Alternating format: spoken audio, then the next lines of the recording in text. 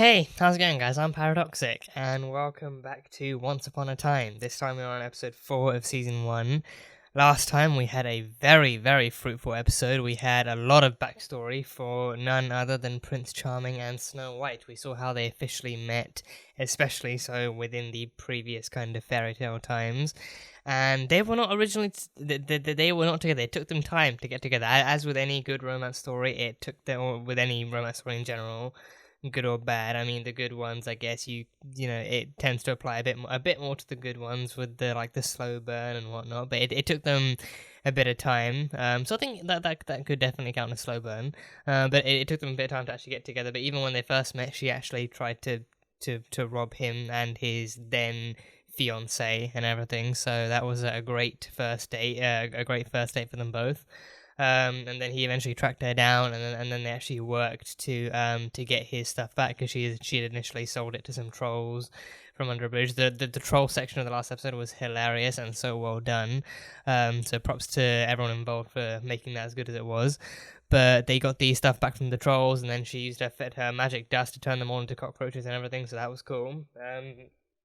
But we got the backstory, saw how they actually got together, and then it was actually kind of woven in neatly into the present day sections of the episode, showing how the John Doe, aka Prince Charming, aka David Nolan, he had woken up. He had woken up in the middle of the night and wandered off, and literally left the hospital and wandered into the forest and almost drowned to death, with half of his face in the lake and everything. So that was a whole thing that went down. And then once he woke up, Regina was his emergency contact. So Regina has ties and connections to almost everything that goes on in this town. And I mean, you would expect it with her being the mayor and all, but then with her also being the evil queen, she has those extra special kind of connections, like her connection to David's kind of, I mean, not his ex, because I think they never officially broke up, but they did, but she did actually report him had like the two of them actually having an argument before he left and before he became like a missing person, and then eventually a John Doe and everything. So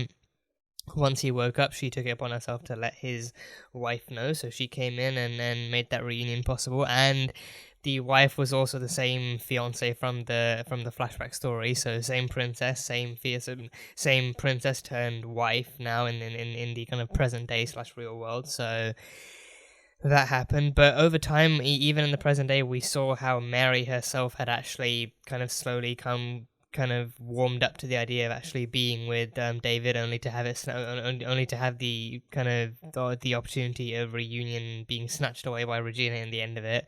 Because if there's one thing that she will not let happen, it's Snow White and Prince Charming reuniting. So we had that going on, and then, you know, like, yeah, I think she was warmed up even more through the fact that, you know, Henry and Emma's kind of plan to have her read him the book to try and wake him up actually worked. Like, that plan actually worked. He made contact, and then in the middle of the night he actually woke up and everything. So, you know, stuff was actually starting to look somewhat upwards for her, and then Regina starts to push that upwards down. So yeah, we had some good stuff there. We had what else did we have? I think I don't think I think in terms of character, it's a fairly kind of self-contained episode. Not really a whole lot of stuff, like not really a whole lot of people involved, but mostly just like a look back at what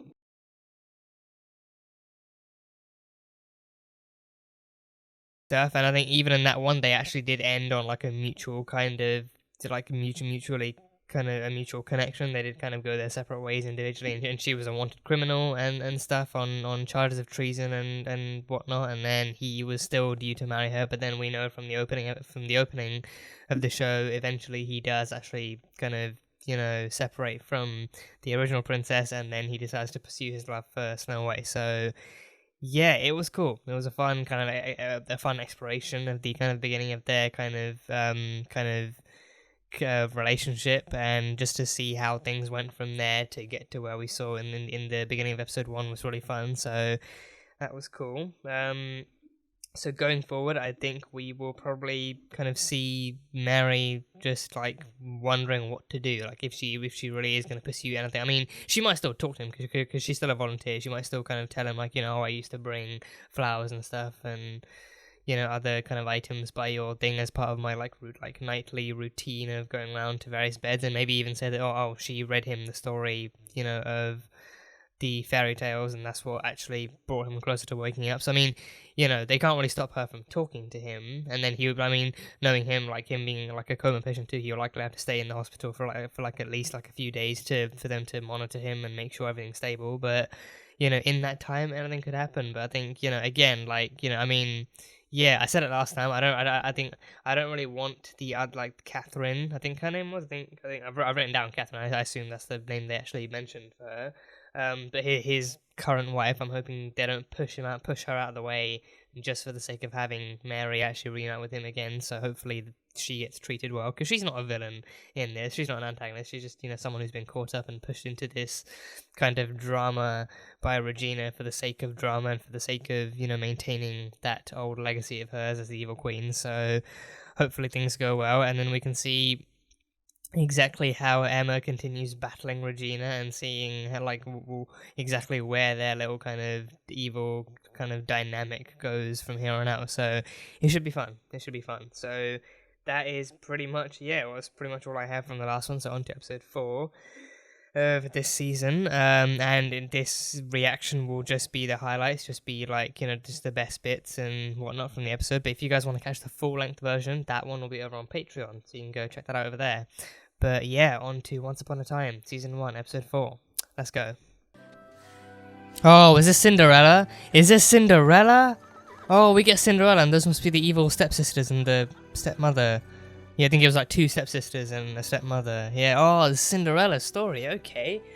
And the Magic Palace, the Prince Charming's palace. Okay, so this time we get that Prince Charming. You will attend and Tinkerbell. Who are you? She's Tinkerbell. Wait, no, she's the fairy godmother. I don't know why I thought of Tinkerbell. I saw a fairy, I thought of Tinkerbell. Fairy godmother. Cinderella. Fairy godmother, yeah. Oh, hell no. This isn't how the story goes. Do you know what this is? It's a magic wand. What is this supposed to be? Pure evil. Pure magic. Trust me, I've done you a favor. Pure magic, pure evil. All magic comes with a price. Did he really just kill the fairy godmother? Is that, did he really? I can't handle it. Jesus. I won't do anything. Oh, he actually whips up a contract. He actually whips up a parchment with a contract, and yeah. Yes, thank you. Oh boy. Oh yeah, oh god. Read the fine print, please read the fine print.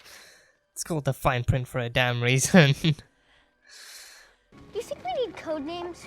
Isn't Cobra our code name? That's the mission. I mean, us. Call me Emma for now. Swan song. Swan song, Okay, that would be well, cool. then we'll see you later, Emma. No, that's just your first name. Anyone can tell what you mean by a mile away. Swan song sounds cool, poetic, elegant. Not really best suited for espionage, but still. She looks so good in red. So good in red. I could use a deputy. A Thank you, but I deputy. have a job. As a bail bonds person, there's dental. Oh. Is that it, dental? Not What do you think? the whole healthcare package? Stay a while. Extended vacations. In order for something to grow, Miss Swan, it needs roots. And you don't have any. Oh, she does, and they're right here in this town. They are right here in this town. No, I think I do. Enjoy your cocoa. She will. With cinnamon. Oh, for Christ. Oh, you just... You had one job. Enjoy your cocoa, Emma. You had one job. I can use. It's a waste of powder. It's a waste of milk. Waste of cinnamon. It's Cinderella! You okay? Well, probably someone else, Sheets, but they're, still. They're pink. Cinderella. No one thinks that I can do this. No one thinks I can do anything. Oh yeah, Emma might be able Maybe to they're right. sympathize here. You want to change things, you're gonna have to go out there and change them yourself because there are no fairy godmothers in this world. Super ironic you tell that to Cinderella of all people. Those are... Well, what are those? What were those? Oh, pepper spray. Oh. Oh. Oh, special key. Very special key. God damn, that actually, she just pepper sprayed Rumpelstiltskin. Oh boy. Okay. You know the rules? Oh, Wolverine and the Hulk. Yes on homework. He's a Marvel fan. Great choice. And yes, DC is also a great choice. It was just a. Yeah. Under no circumstance. I have a proposition for you, Miss Swan. I need your help. I'm looking for someone. Ashley. Really? He's looking for Ashley. I don't want to ruin this young girl's life, but I just want my property returned. I don't think he was Scottish. The accent one of the just started to advantages bleed if through you've for not paid me. the Yeah, police he's Scottish. discretion. Please let me help. No, it could be dangerous. And she looks amazing in blue. This woman can just pull off any color. She can pull off any color. This isn't a game. She's desperate. Are we gonna see the stepsisters and the stepmother being super jealous? Are they even present? Oh, Snow and okay. Feels like a really weird crossover of characters. I'm so used to seeing their stories unfold individually. Yeah. Congratulations, Ella. You two are going to be very happy. Why, thank you. Oh, Ella. Oh, Cinderella. Oh, yeah. Okay, that works. That works. Ella, dear. This is truly a night for celebration. I'm proud of you too. Oh, crap. Oh, he's here, really? No, no, dear, keep your baubles. The firstborn? It's something you don't yet possess. The firstborn. It's something I know is coming. The firstborn. What is his deal with babies? Your firstborn. What is this guy's deal with babies? What does he want with children? I don't fully know the whole Rumpelstiltskin story. Just like the name guessing and escaping that curse that way. That's literally, and also his ability to mass produce and multitask. That's the full extent of my knowledge on the story. What is his deal with firstborns? Ashley agreed to give up the child, and she's being paid very well to do so. She sold the baby? I found someone who's going to pay Ashley extremely well. Who? Someone who's going to see to it that everybody's happy. Rumple. Mr. Cole. Rumple. Isn't Sugar. that why you were hired? To bring him the baby? Oh, that sneaky little imp. That sneaky motherfucker of an imp. God damn it. So that's why she ran away. So what did she steal from him then? What did she steal from him? Oh, good God, Ashley. It's coming. Great timing. Impeccable timing.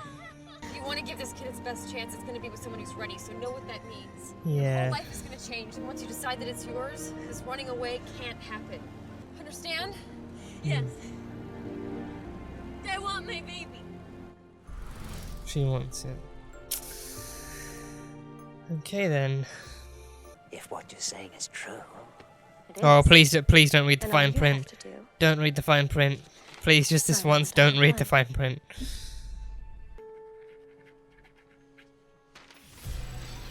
Oh, there we go. Yep, he's frozen. No one breaks deals with me, dearie. Baby is a healthy 6-pound girl, and the mother is doing fine. What lovely news. Oh, you bastard. Excellent work, Miss Swan. Yeah. Thank you for bringing me my merchandise. Oh, God, you monster. Ugh, you monstrous little imp. How is our little Alexandra? Alexandra. Did I not mention that I picked out a name? No, you didn't. It's more like a prison sentence. Well, I like it. It's the baby. Something's wrong. No, it can't be. It's too soon. It must be Is the it stress, coming? the excitement. I'm dizzy. Oh, no. Oh, be very careful. Thomas! It's okay. It's past.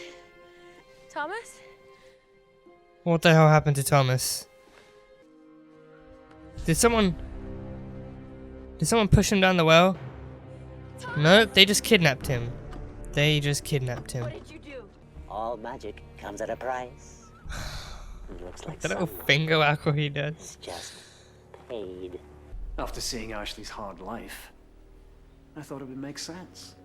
I mean, if anyone could understand the reasons behind giving up a baby, I assumed it would be you. Yep, he knows it all. Yep, Henry just... I love how attentive Actually, Henry is we have an in the agreement. background. Who knows what she was after?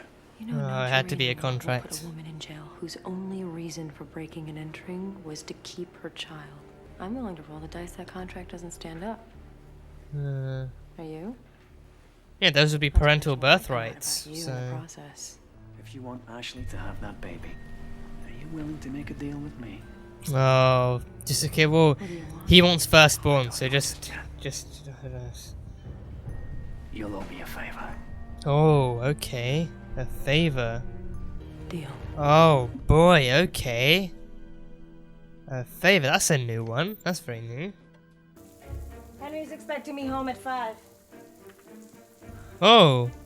What Who's else she? do again? Who's she been with? The next council meeting? You left your socks under the bed. Who's she been with? Who's Regina tumbling in the sheets with? I got her a present. What is I it? don't know if they're gonna fit. Oh, it's little slippers. Oh. Yeah, she's literally born, what, like an hour ago? Or like to half an hour ago? Would you even find shoes that small? Would they even make shoes for the ages that young? I don't know. Maybe some roots wouldn't be so bad. That deputy job still open? Absolutely. Graham. I'm in. Okay. I don't picture him as much of a Gina, Graham. be okay with this? I don't care. Oh, the socks under the bed. Really? The sheriff? Regina and the sheriff? Really? Oh my god. Okay, that is... You know what? I think I'm actually okay with... I mean, I don't know if I'm okay with that, but it's a believable twist. It's like it's one of the only other kind of closer connections. Like, if it was her and that nurse dude from the last episode, if it was them, I would have been surprised. But her and the sheriff... I think honestly that feels more like just another way of actually getting like under Emma's skin, like actually keeping a close eye on Emma, because again, he did offer her the actual sheriff, the deputy job, so tumbling in the sheets with him would mean she gets to keep a close eye on Emma too, and actually watch how she's trying to lay roots and stuff. So yeah, but damn, Regina and the sheriff. Okay, well, he is Mr. Grey. Yes, I had to make that joke. So yeah, I mean, so Emma took up the actual deputy job. So I think, yeah, like again, and again, like I think for more reasons than that, it's not truly it's not truly surprising that Regina would try and actually, get closer to the sheriff in that way. Because again, I think the sheriff, I mean, everyone else kind of tends to kind of keep to themselves and actually mind their own business and go about their daily lives, but the sheriff has been caught in a tangle with Emma at least once or twice, and even now in this one, the beginning of this episode, he actively went and offered Emma the deputy job. So yeah, I mean, he did say that he didn't care what Regina thought because it was his department, but then at the same time, I still can't help but think if that still wasn't down to Regina herself actually telling him like, oh, that MS1, she seems pretty good at her job. I bet you could use someone like her in your department and stuff. Like her actively testing to see if Emma would actually stay and join it. Because then again, like after the investigating and digging she's done on Emma's history and her character, she's come to the conclusion that no matter what happens, Emma, since she doesn't really feel like she belongs anywhere, she never stays in in any place for too long. So she doesn't feel like even if she got a job offer for Storybrooke, then she would actually feel any kind of any obligation to stay or any kind of like necessary reason to stay. She has Henry, sure, but then things with Henry are tough enough. Even without Regina around, so she feels like even with that offer, she wouldn't. She like the kind of the more instinctive part of her would still push forward to actually leave Storybrooke and let things blow over and stuff. So yeah, and now she's sleeping with the sheriff. So yeah, I think because it wasn't until after she left that phone call happened. It wasn't until after Regina actually left that phone call happened, and Emma actually took up no, it wasn't until after that phone call happened that what was I gonna say? I was gonna say something. What's the order of the? So it wasn't until I've lost my thought. I was gonna make a point with a very, very structured set of phrases, and I've forgotten what that structure was, and now I've forgotten what the point was. So that's great. That's great. It wasn't until after the no, it wasn't. No, it wasn't until after Regina left that the phone call happened. So it wasn't. It wasn't. So she wasn't even there to know or to find out that Emma had actually accepted the job offer. So then I think she wouldn't know. I think properly. So I don't know. I don't know if there's any other kind of ulterior motive either. Because I think so far, like Regina's plans have been to monitor and interfere with Emma's stay in Storybrooke, and to keep like driving her out, and to keep her from actually interfering with mainly with Henry's life, but also the other stuff going on in town and all those reunions and stuff too. But with this one, I think because the phone call happened afterwards, I can't help but feel like maybe there's like something more. I mean, maybe I think maybe she also identifies that the sheriff himself is also someone who doesn't directly see Emma as any kind of antagonist or any kind of threat or enemy to the town or even to the people. So Regina being Regina, she feels like she needs to get in with the one person who actually does treat her with some civility. I mean, not to say the others don't treat her with civility. I mean, there's also Mary, but then Mary is Mary. Like she can't really ally with Mary as easily. But the sheriff is someone who's on a bit more neutral ground, and who kind of has to be because he's the actual sheriff and he has to listen to everyone's side of things, and there can't really be much bias or any bias preferably. So I think like the sheriff being the more neutral person, she would have an easier time actually getting into his head, and also his bed. But yeah, so that is interesting. So yeah, I mean I eagerly await how that kind of plot twist is going to come about. Like I mean, I don't really think it's going to be that big. I think it might be a surprise to the characters themselves. Like, oh wow, you and Sheriff have been actually tumbling in bed and stuff and sleeping together. So it might come out as fluidly as that, but it probably won't be treated as like a huge groundbreaking new revelation. Like, oh, the mayor of Storybrooke has a love life or a sex life or something. So. I mean, I don't even know how the newspapers in Storybrooke work, if they actually are that invasive, or if they are actually, maybe on like an especially slow news day, but I don't know. It is just however it goes.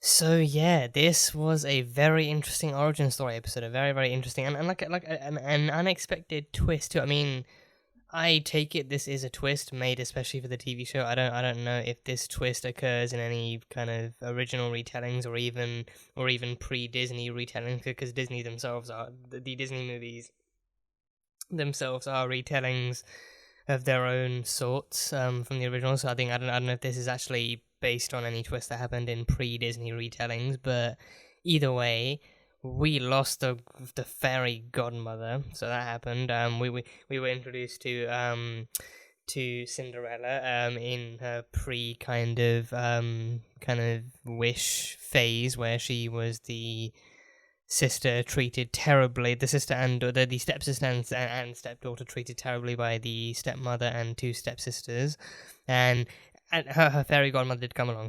She wasn't completely absent. She did come along, but then Rumpelstiltskin just didn't hesitate at all to dust her from the face of fairy tale Earth. So that happened. That annoyed me more than anything. I mean, it was pretty annoying because I was fully like getting ready to actually get to know this fairy godmother, and to get to know that, because I think she was so small to begin with. I've never known I don't know if I've ever known the fairy godmother to be small and like an actual fairy, but I've known, I think, because like from my knowledge, she's been like a fairy godmother because of her actual powers and her ability to grant wishes. I've never known her to be an actual fairy. So that's why when I saw her, I thought, oh, well, this must be Tinkerbell, and like not me, like my mind not even bothering to try and actually separate Cinderella from Peter Pan, just assuming, oh well, I mean this show kind of pushes them all together in like some really kind of wacky kind of amalgam anyway. So it's not, again, we've seen Tinkerbell with Geppetto in like a kind of council room of various fairy tale characters, so it wouldn't be completely implausible. But then no, she was literally just a fairy, and then she actually transformed into into full size again, and then they killed her off soon after that, so that sucked. But then we find out that it wasn't it wasn't just anyone who killed her off, but it was someone who was capable of it, and that was someone who was capable of magic, and that was Mr. Rumpelstiltskin. So yeah, we get a lot more so he, I think, you know, like, given, I think they even mentioned that his strength is also his weakness, but his strength is making deals. He get, like, his magic allows him to give people whatever they want, and then in return he wants his end of the deal too. So he is a man of magic and a man of kind of deals. And I think I will say I loved I actually kind of really enjoyed Gold's kind of speech and like his line about that later on, like in the actual present day in the hospital, like, you know, like deals and contracts and those kinds of trades, like it's the kind of I think, like he said, it's like the foundation of like civilization or something like that. Like like it's what keeps the world running. People make deals, people make trades, people, you know, make contracts, and they exchange what's important to them and what matters, and they get what they want in return, and all that kind of stuff. So he is like the dodgiest magical businessman you will ever come across in fairy tale or even real life. I mean, I don't even know if he maintains his powers in real life, but I think that is, like, for a character like that too, I feel like that is also that is also like the most kind of that's the most intriguing part of the character. That's the most intriguing thing about that character, because I think in this kind of modern setting too, like in the present day, it's like chances are every character has lost their magic, so they have to actually rely on their own kind of physical skills and physical capabilities, and like rely on their own ability to live in a non-magical world. So with like Rumpelstiltskin, it's like it's his character, his charisma, his kind of sneakiness, that kind of personality that comes through, and the actor Robert Carlyle, he portrays him perfectly. He portrays him absolutely perfectly, and I think his ability to I think his ability to even make like non-magical deals is also like what's key there. Like him actually making like still making deals like for what's important, and like for what matters to him, but also understanding what matters to other people and how badly they want it, and then making deals based on that. So that's really cool. But yeah, I think, yeah, again, like Robert Carlyle plays him to perfection. He plays him to perfection. So, you know, I think, I don't know if I've actually seen any of his other stuff. I think because I think his face is familiar. Like his face does seem familiar. Like I've seen him here and there and like stuff, but like nothing I can really like no like titles or character names come to mind outside of this. So he definitely has one of those faces. It's one of those faces that's like like he's one of those kinds of actors. Like he literally, like even as Rumple, he has like the creepiest smile and the most expressive eyes. I think even like with the makeup, he has like gold painted skin, and he has like, you know, like golden or rotten teeth, one of the two, and he has like these almost bloodshot looking eyes. So like, you know, like the makeup helps, but then his own ability as an actor, he can actually.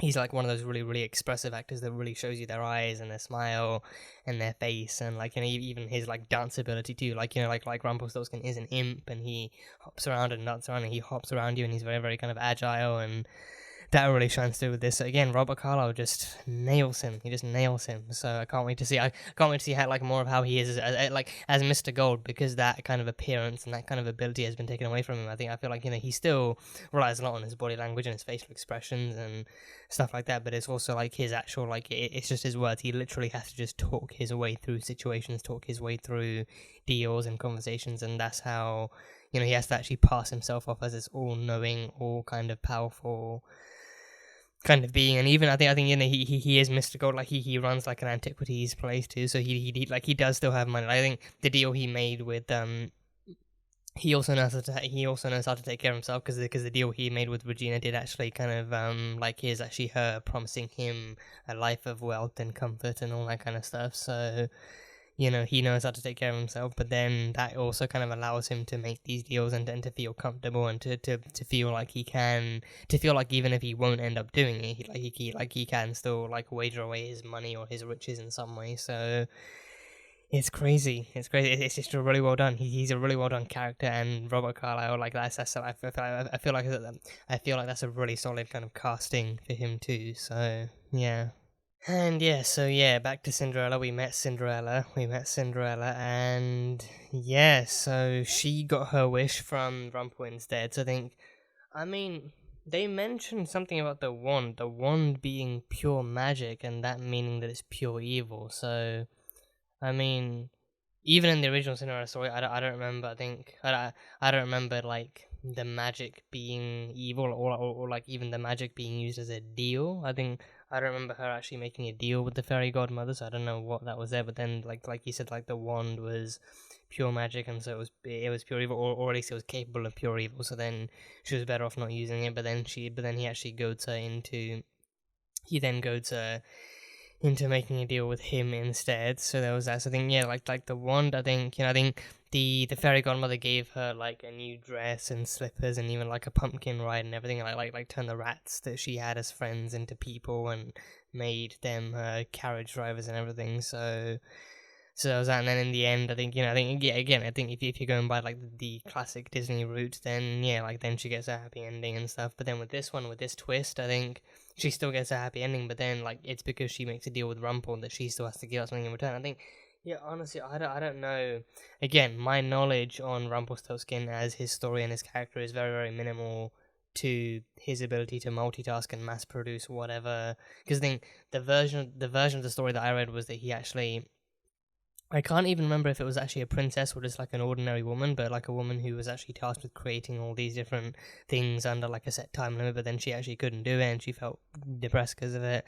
And then Rumple shows up and he says, oh, like, I'll do this for you if you give me something in return. And then like they keep doing tasks, and then after like I think the thing is like after the third task he's like, okay, I'll do one more task for you, and then after that you have to give me something in return. And then it's like, oh, guess my name or guess my name or I get your firstborn child. So then she kind of spends days, I think it is actually, trying to guess his name, and then luckily enough her husband ends up walking past him singing like a maniac next to a campfire, and him saying that his name is Rumpelstiltskin, and then she finds that out, and then it goes from there. So I think that's like the pretty much the minimum or like the maximum of my knowledge on his story and his character. So I don't know what the full extent of his actual character is or his powers are. So there's that knowledge missing. But with this one, I don't know what his deal is with children. Like, what does he do with firstborn kids?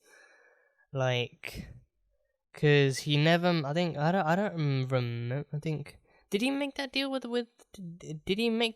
with Snow White and Prince Charming in episode 1? Did he make that deal with them like the firstborn? Because then Emma did end up actually coming back to Storybrooke. She did end up coming back to the one place where all the characters were and stuff. So he got that deal, and then like she was the firstborn, but she was all grown up and could easily floor him in like 3 seconds if he tried anything. So I don't know. I mean, I don't know if he was happy with that alone. Because now and now, as we've seen in this episode, even with her being a grown woman, he's still that kind of person where he can manipulate people into doing whatever he wants them to do. So I don't know if I think I vaguely remember because I think she did. I think because I think Emma and no, not Emma, Snow White she did ask for a way to defeat the evil queen, and then he said I think he said send away the firstborn child. I think he actually said he sent her. I think he said send her through. I think because then like the plan, because then the actual key that he told them about was actually sending her away so that she could then come back. But then I think because she's the firstborn, she would still be coming back to him too, like within his vicinity and stuff, and within his kind of environment. So even if he actually told them to send the child further away from them, she would still end up coming back.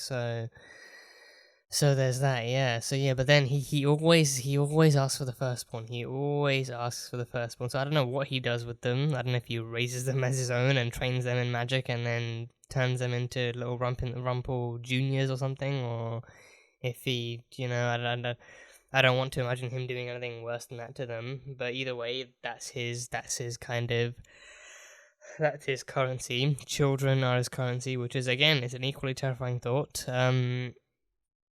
But yeah, so then in the fairy tale timeline, it was Prince Charming, Prince James, aka Prince Charming, and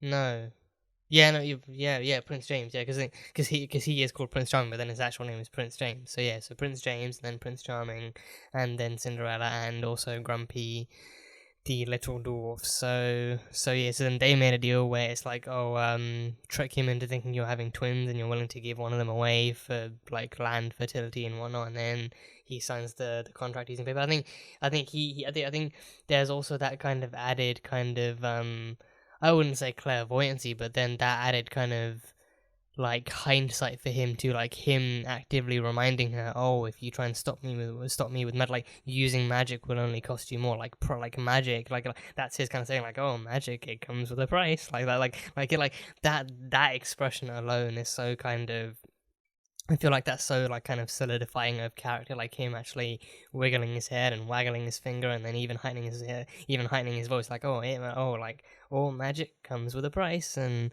stuff like that. So like him using that, but then also actually reminding her, like, you know, like whatever magic you, like if you use more like she even had hesitancy before that, being like, you know, like we like if we use more like magic was what got us into this mess in the first place. So using more magic is just asking for trouble. And then him, you know, I mean, he's smart. He reads the fine print. Cinderella never read the fine print. She never bothered to read the fine print. Just signed on the dotted line and then actually gave the thing away. So she never read the fine print, but then, you know, you see, and it's like it's pretty much the equivalent of reading the terms and conditions before you click accept. Like, you know, I think we've all been there. Like we've all been in that situation where we literally, because I think nowadays even some places, like some softwares and some sites and companies and whatever, like some kind of places where like will actually force you to actually scroll to the very bottom before the accept button even becomes clickable. So then in that sense, people evolved even beyond that and then just started speed scrolling down the page so that the accept button would pop up and stuff. But now it's actually, you know, like I think as of late, I think as of like the past like kind of couple of years, I've actually seen more people advising you actually like don't like take it seriously, actually read the terms and conditions, because then it can also say stuff like they can like alter the price of whatever you're buying, or like alter the terms of the deal like whenever they want, and they're fully entitled to do so. So if you then click accept without knowing that, then you're gonna end up feeling stupid after you end up paying more, or end up like not being able to use the program anymore, or for like just whatever happens. So read the fine print and read the terms and conditions of the deal, so that way you don't end up having to give away your firstborn child just to download a fucking game. So yeah, but yes, so I mean, he is a man of deals. He is a master of crafting all these deals, all these contracts, all these terms and conditions. So he knows, he instinctively and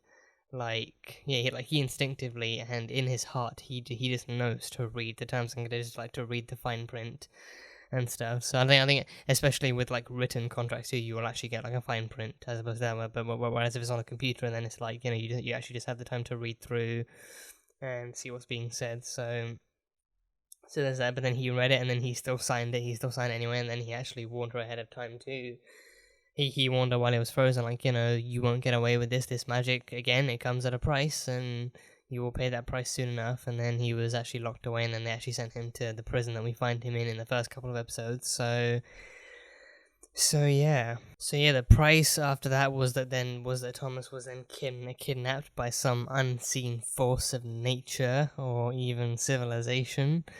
So yeah, I mean, like, I genuinely thought someone was about to kill him. I thought someone was either about to stab him and leave the knife in his back, or even pushing him down the well seemed like the easy one, but then that would actually leave a body behind. So maybe I think like them leaving just a kid behind was like a sign that, you know, like they needed him alive, so they just kidnapped him, and that was the price. So yeah, I mean, I can't imagine it was anyone magical, just maybe someone extremely good at stealth, and someone who just managed to, you know, pluck him out of thin air with, like, because there was no noise either. It was literally because of the absence of his response that Cinderella felt the need to go investigate him. Like, so there was no scream, no yelp, nothing like that. Just, you know, someone probably very swiftly knocking him out, and then actually, you know, just jumping off, just jumping off into the darkness, just, you know, slithering back into the darkness, into the night with him. So I wonder if we're gonna go back into that and actually investigate what's happened to Thomas and see if he really is like the price that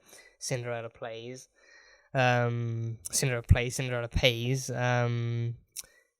for using that magic against Rumple. And I think Rumple, I think he either doesn't, like, he genuinely may not know, but then he still believes that whatever happened for a reason, and it's because they tried to use magic against him, and he kept on warning them magic comes with a price, but they just wouldn't listen, and now Thomas has paid the price with his presence. So I don't know, but I'm hoping we actually get back into that story and see what's happened, and see. I think, I mean, I don't know. I think, we get him back. We get his actual physical body back, so we know he definitely doesn't die. So that happens. I think I think the point of that ending is to show that it doesn't really matter what happened to him. The fact that it happened to him at all, the fact that it happened to him at all is the point. That they messed around with magic and they used magic against what could arguably be a master of magic in this kind of story, and then they paid the price for it. So yeah. And then we also have Cinderella in the present day in the form of Ashley Boyd, and she is also pregnant. She's technically still pregnant. So she never gave birth. So I think all these different flashbacks we get, minus the Snow White and Prince Charming one, which likely would have been set far back to show off their actual backstory compared to where they were before the Evil Queen's curse hit. I think this one, Cinderella's one, might be a little bit of the same, her backstory happened, and then maybe soon afterwards the Evil Queen's curse hit, and then she and he, and even Thomas disappearing, Rumple even said, you'll never see him ever again because of what you've done. You'll never see him ever again, and you'll be separated even in in this world and the next world, as we've seen, is the present day. So that's why they were separate. It's part of the reason they were separated. So there's that. So Ashley Boyd, and she was still pregnant. She was still pregnant with her firstborn. So that is proof that, Rumple may well himself just kind of still retain his memories in the creepiest and in the sneakiest, and most importantly, in the sneakiest of ways. He still holds memories of what the previous world was like and the previous lives were like, and he, for his own, for his own sake, he still remembers all the deals he's made and all the people he's made them with. So he's hanging on to those deals, and one of those deals is Ashley Boyd. So she was pregnant at Sean Herman's hand. I believe it was Herman or Harmon. I think his first name was definitely Sean. It's definitely Sean. I think Herman or Harmon was his last name, either one. But she had a baby with Sean. I think this one being a less fairy tale spin and being more an actual modern real life spin. It was a case of a teenage pregnancy, and the father definitely did not approve, and then he refused to let Sean get caught up in all that. And then I think he mentioned he made a deal. I think he said he actually found someone who was actually willing to actually buy the baby, or at least take in there maybe for a good enough amount of money and stuff. And then that was actually Mr. Gold. So yeah, so Mr. Gold, and then Gold actually approached Emma, and actually had, and knowing that she's good at tracking people down too, and knowing she's a bail bonds person, knowing that she's actually good at tracking people down and finding them within a limited kind of time period, he sent her to investigate and track her down. So bringing the baby back to him too. Literally all he cares about is the baby. Because that's the deal he's made, for her firstborn and stuff. And I think it's interesting. I think it's interesting, but it's also good to see that he was willing to actually let that deal go. Because I think what matters to him more is deals, making good, kind of self-serving and fortunate kind of deals, deals that aim to kind of he doesn't necessarily mind if other people are misfortunate by his deals, but as long as he benefits from them in some way, then he feels like he's made a successful deal and a successful trade at the end of the day. So there's that. But then he actually made the deal to actually but I think it feels wrong saying buy the baby, but I don't know if they actually used another term in, or if there's a more appropriate term for that. But he did kind of offer her money to take the baby from her instead, and then she actually ran away because she really didn't want that. She wanted to keep the baby and stuff. So there was that whole thing going on. So yeah, I think what I enjoyed the most in that aspect would have probably been Emma's own ability to sympathize and relate to Ashley's situation so fluidly and so like thoroughly and stuff, and like her own situation. I think because I don't know if she actually mentioned the family backlash before too. I think she, because I don't know if she was actually referencing like her own family having backlash towards her for actually having the baby to begin with, or if it was just like her saying like she knows that situation can also be stressful because of the fact that outside forces will be forcing you and telling you what to do and treating you as if you have no control. But for the most part, she was mainly just actually able to relate and willing to impart advice as someone else who actually went through a teenage pregnancy and actually did go forward with having the baby. And initially, I think initially she was actually like, things won't be that things won't be easy, and you have to stop you have to stop letting other people try and tell you what to do and actually make a decision for yourself, and then actually go forward with strength and kind of confidence in your own convictions and all that kind of jazz. But then as stuff goes on, as she discovers more and more about Ashley's situation and like how much I think she's like I think Emma actually pointed out that she was younger, like Ashley's 19 now, but then Emma was actually 18 when she gave birth to Henry. So there was that, and then in the end she was like, you have to give them their best chance to survive by giving them to people who actually are able to and are willing to actually raise a child and actually do the smart thing that way, and actually give the child its best chance to survive under a roof and with a stable support system and with the right people and stuff. And then one day when things are right, when the time is right, when they're able to and when you're able to, one day hopefully your paths will cross. And I think it's exactly what happened with Henry and Emma, only it was actually a lot more spontaneous and it was a lot more out of the blue in the last possible way, and in the last kind of possible way, and at the last possible time that you would have actually expected it to happen. So her ability to actually kind of impart some advice, but also like relate to Emma and to relate to Ashley and sympathize with her throughout the episode was really, really cool to see. So that was fun. And I also love how how attentive Henry was in the background in this episode too. Like every time he had to actually sit like a few seats. Well, I think the scene where he's in the car while Emma's at at Sean's house, when he's behind the counter when Emma's trying to talk to Ruby, and then when he's even like a few seats, like he's actually sat down a few seats, like a few feet ahead of Emma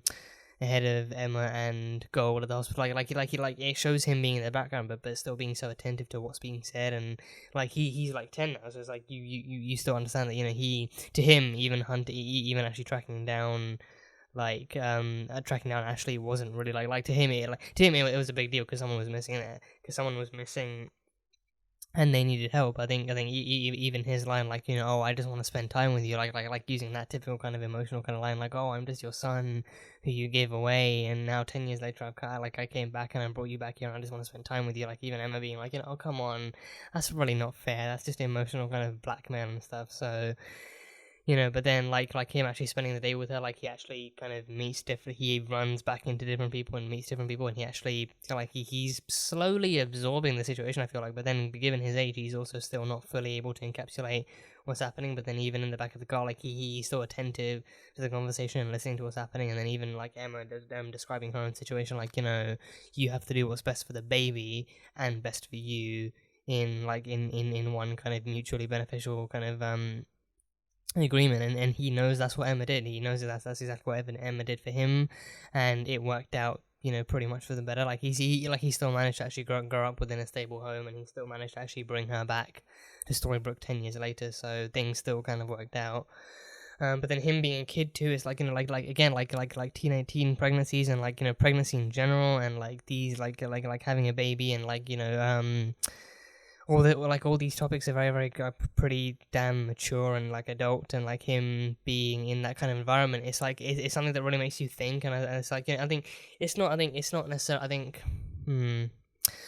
I think the kind of the tension it can cause between people is definitely very, very mature, and it's not really something that a child of Henry's age should be subjected to. He shouldn't have to, he shouldn't have to see people arguing over other people, or he shouldn't really, I think, I think if it feels right to say that, but at the same time, it's he's you have to kind of accept it, because I think he deep down he does understand that it is like a sensitive topic, and it is a sensitive situation, but he also deep down, I think at his core, he also like the most simplistic way he understands it is also not to like actually take away any credit from him. I think himself being a baby that was actually given away, and then 10 years later he manages to get his actual birth mother back. Like, he knows the severity and the gravity of the situation in that sense, but I think deep down as well he kind of I think he still understands enough to know that the situation is not exactly the same, and it's still kind of like, for Emma, this is basically seeing herself in kind of like a repeat and stuff. So there's that, but I don't know how to put it really. I think he definitely understands enough, but I think at the same time it's also like a very adult situation that like any kind of, I feel like any kind of like the average adult would want to kind of shield him from, but then Emma can't really let him go, because like he will follow, like even with like Ruby not being willing to say anything with the mayor's kid, present and everything. Like, he told her to go home, and then she went in the car, and then he was actually hiding in the backseat and everything. So he wasn't willing to separate from Emma at all in the episode. So that was that.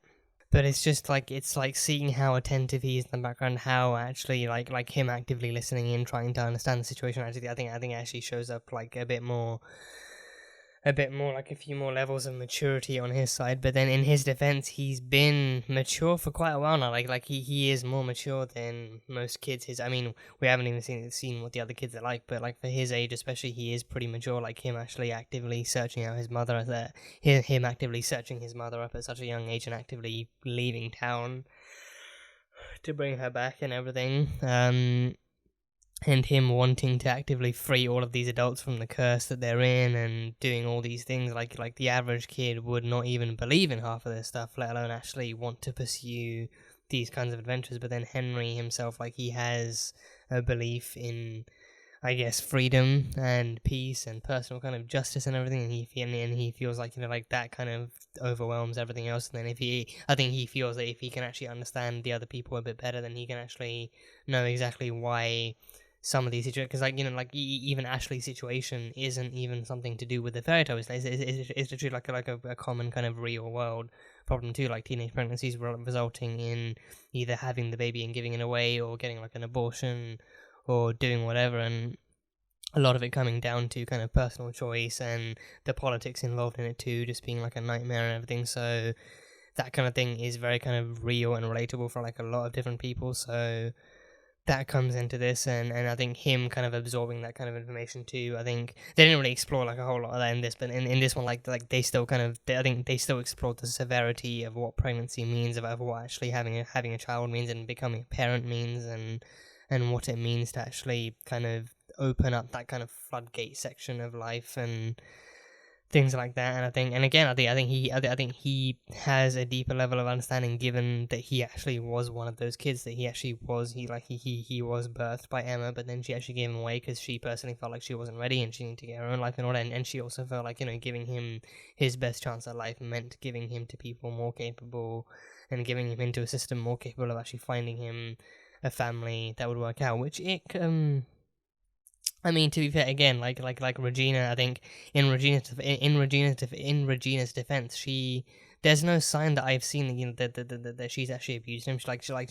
Even with Emma, she's not really threatening to hurt him or to keep him under her kind of captivity or anything. Like, she's literally fighting to keep him as her child. Even as Regina Mills, she's actually fighting to keep him as a child. So like that alone is a sign that beyond any kind of age-old fairy tale grudge she's holding, she is actively trying to keep Henry safe and keeping him within four walls and a roof, and actually keeping him fed and keeping him kind of sustained and everything. So she actively cares about him as a human being. But then we know that because of the whole evil queen stuff going on, it's that like balanced out mix of actual real world kind of topics with the actual fairy tale stuff stuffed in as well. So I feel like it works. I, for one, feel like it works. Others might feel differently, but I personally feel like it works.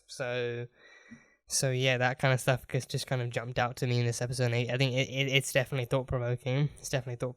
But they handled it in a way that I think worked out well, and actually kind of worked to explore both sides of the characters in some sense of fluidity and like sensibility and everything. So it worked.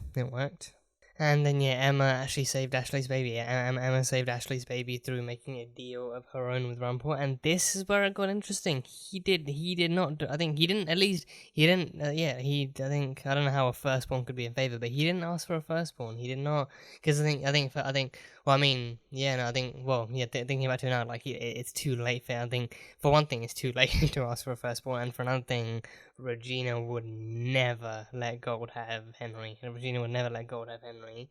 So he can't. So I think he knows better than to ask for a firstborn in that instance. So then that makes more sense. Yeah, that makes a lot more sense.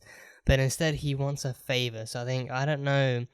Knowing him, I can't immediately imagine what that favor might be or what it might consist of. So I don't know what kind of favor he could ask for, what Emma could do that could benefit him, like maybe tracking someone down in the future, maybe, because I think again, or maybe if he knows, because I think he knows quite a bit too, he is like Regina, he's resourceful, he's knowledgeable, he knows the goings on of the town and stuff, and he's fairly closely knit with Regina. He's fairly closely knit with Regina too, so I feel like any intel she might have, he might eventually get his hands on too. So maybe because he might know that she's getting the deputy's job, or at least he knows that she's been offered the deputy's job, and knowing her, she might still give it a try, and he's banking on the fact that she actually might go forward with that job. And I think, I mean, he may, like, knowing him, he may also have a contingency. So either way, it's like, just it could either be a deputy favor in the future, or it could be a more human favor as Emma Swan,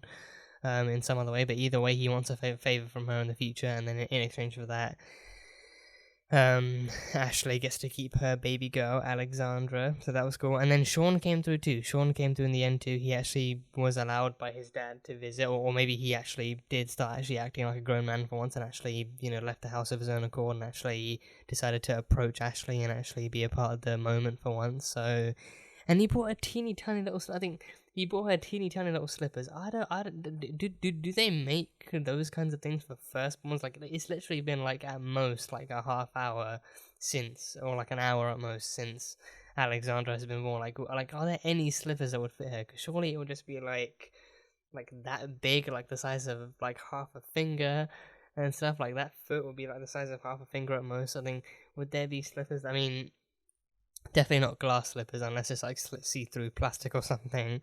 But it's very ironic that she does actually get like an actual glass slipper. And these ones were not crafted by magic, so these will definitely fit other babies. So there is no escaping that, the lack of magic from that. So it was a nice reference. It was an actual nice kind of little nod to the fact that, her mother wore glass slippers when she first met her dad, and then now she gets her own special little baby slippers and stuff. So that was cute. It was cute nonetheless. So that was really cool. And I think now, hopefully going forward, now Ashley and Sean can actually take care of their baby together and actually be proper parents together and stuff. So that'd be fun. But yeah, I do anxiously await finding out what Rumple's favor is, or what kind of favor he will want from him. I mean, I honestly don't know what to expect, like whether it's something really hazardous and really kind of taxing, or really kind of, kind of cliffhangery, like maybe he actually, maybe like an episode in the future ends off with him actually asking her a favor and then actually telling her what the favor is and stuff like that, or if it's even something that, or if it's even something more emotional or more kind of surprising than that, and he actually asks him to, and he actually asks her to help him to do something, maybe just something not so evil, but maybe something still kind of helping him, or I don't know. But no immediate theories right now. But I do anxiously await seeing what kind of favor he. I mean, yeah, I do anxiously await seeing what kind of favor he might ask of her, and when he might ask her of her. I think he might ask it of her when she's the most stressed out. Like knowing him, he might ask her that, like when she literally has so much more left to lose, or when she actually has other stuff to do, or when the time could not be worse for him to pick, and then he actually puts her through her paces a bit more and stuff. So we'll see exactly what happens and when it happens. But it's Rumple. He will make deals. He will make deals if and when he feels like making deals. So, yeah. And yeah, that is pretty much all I've picked up from this one. So yeah, if there are any details I missed out on or anything you think I might have misinterpreted, then feel free to let me know. And as always, share your own thoughts on what you thought of this episode. It was a fun one. It was a very fun one. I think Cinderella especially is so much more of like a fit, like from my experience anyway, like from my experience of seeing the movies and actually reading the stories and actually experiencing these kinds of tales, like Cinderella seems so much more like a mainstream character and so much more of like a mainstream story. Like it's the age-old story that almost anyone will understand in any way. Like, you know, oh, the system is treated, then she gets her wish that everyone wants her to get because she's such an innocent person, and then she actually gets the dress and the carriage and the slippers, and then it all goes that way. I think it kind of goes without saying that fewer people may well be aware of how the original one goes, with the sisters actually cutting their little feet apart and stuff, and like the darker Brothers Grimm tales are like somewhat lesser known because of how much more like popularized the lighter-hearted Disney tales are, but still, regardless of which one you know more or which one you know at all, Cinderella is a story that almost everyone knows at this point, thanks to the remakes and the reboots and everything else. Whether it's Disney or, I mean, there are even non-Disney reboots too, and you know, it's basically just the same story, so everyone knows it. But I think to see it going down in this one had its own twists and turns and its own kind of air of mystery and mischief and drama to it, and flair that I really enjoyed. So it was a really fun take. So I can't wait to see where we go from here. But yeah, that was Once Upon a Time, Season 1, Episode 4. So as always, thank you guys so much for being here and for watching this video. If you guys enjoyed it, then salt and burn that like button. Comment on what you thought of the episode and what you think is coming up next time on Once Upon a Time. Once again, the full-length reaction for this episode will be available over on Patreon, so you can go check that out over there. And yeah, that is it. So, I will see you guys next time.